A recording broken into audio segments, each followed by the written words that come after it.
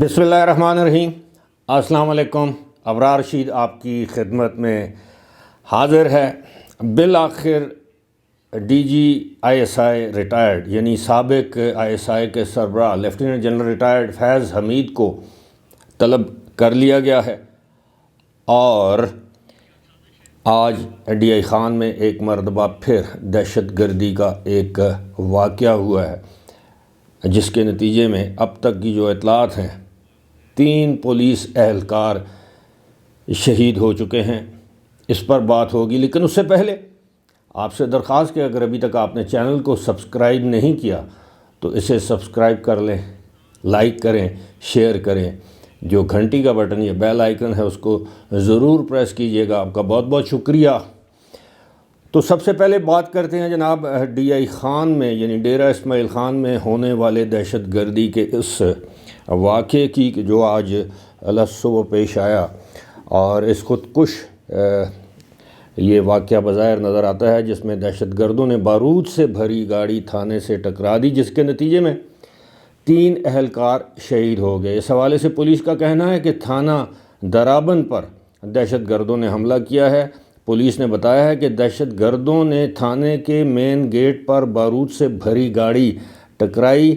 حملے میں تھانے کی چھت گر گئی۔ دہشت گردوں نے تھانے کے اندر گھسنے کی کوشش کی۔ حملے میں 2 دہشت گرد بھی مارے گئے، اور بتایا گیا ہے کہ یہ دہشت گرد ظاہر ہے پولیس کی مزاحمت پر مارے گئے، اور پولیس کا مزید کہنا ہے کہ تھانے کے قریب فائرنگ جاری ہے، جبکہ حملے کے نتیجے میں 16 اہلکار زخمی بھی ہوئے ہیں۔ زخمیوں کو ڈیرہ اسماعیل خان ہسپتال منتقل کر دیا گیا ہے۔ درابن کا مکمل یعنی درابن جو علاقہ ہے اس کی مکمل ناکہ بندی کر دی گئی ہے، اور اس واقعے کی حسب سابق جو ہے وہ مذمت کی گئی ہے۔ سب سے پہلے آصف علی زرداری جو سابق صدر ہیں، انہوں نے اس واقعے کی مذمت کی۔ بلاول بھٹو زرداری نے اس واقعے کی مذمت کی۔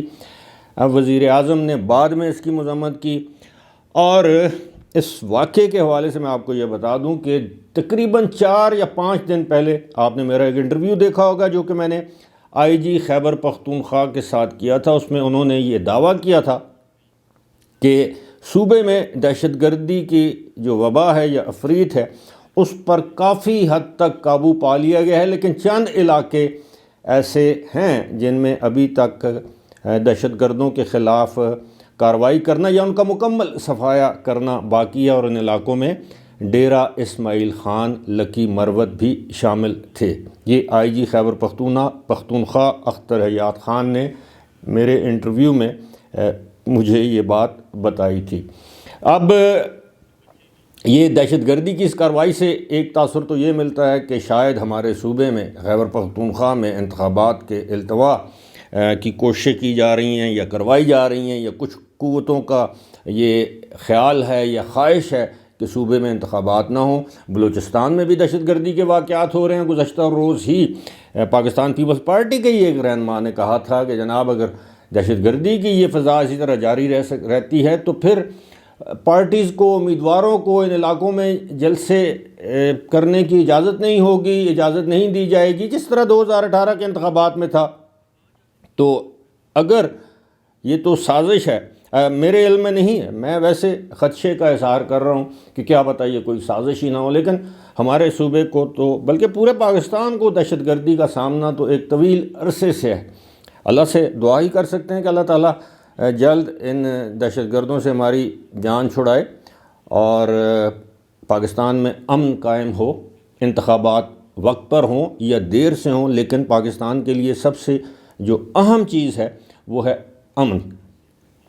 اب بات کرتے ہیں جناب لیفٹیننٹ جنرل ریٹائرڈ فیض حمید، اور ان کے حوالے سے اب یہ بتایا گیا ہے جو کہ سابق سربراہ ہیں D G I S I کے۔ اگر آپ کو یاد ہو تو سپریم کورٹ نے ایک حکم نامہ دے رکھا ہے جس میں وہ فیض آباد دھرنے کیس کے حوالے سے عمل درآمد اور اس کے ذمہ داروں کے خلاف کارروائی کرنے کا جو حکم ہے۔ اس حوالے سے متعدد جو ایک کمیشن، انکوائری کمیشن تشکیل دیا گیا تھا، 3 رکنی انکوائری کمیشن، آپ کے علم میں ہوگا کہ اس کو ایک ٹاسک دیا گیا تھا اور شاید کچھ جنوری کی کوئی تاریخ دی گئی تھی، 2 مہینے کا وقت دیا گیا تھا، تو اور کہا گیا تھا کہ اس کام کو فوری طور پر مکمل کریں۔ اور اب خبر یہ ہے کہ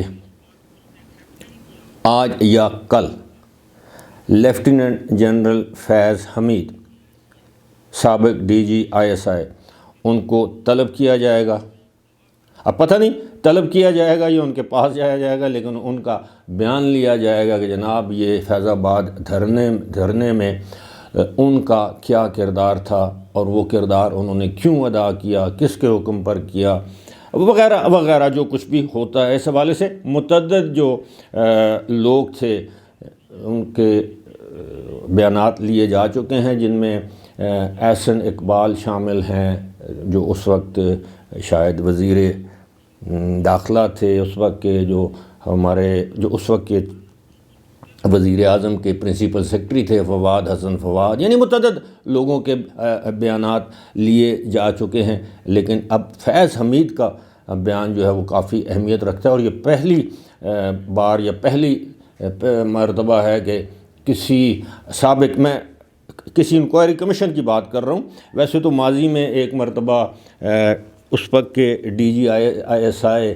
کہ اس وقت کے نہیں لیکن ریٹائر ہو چکے تھے جنرل اسد درانی کو سپریم کورٹ نے طلب کیا تھا، لیکن میرا خیال ہے کہ حالیہ تاریخ میں یہ پہلی بار ہے کہ کسی سابق ڈی جی ISI کو کوئی انکوائری کمیشن طلب کر رہا ہے یا طلب کرے گا، اور وہ اس کا بیان قلم بند کرے گا۔ اب دیکھنا یہ ہے کہ فیض حمید اس کمیشن کو بیان دیتے ہیں نہیں دیتے، اس کے روبرو پیش ہوتے ہیں نہیں ہوتے۔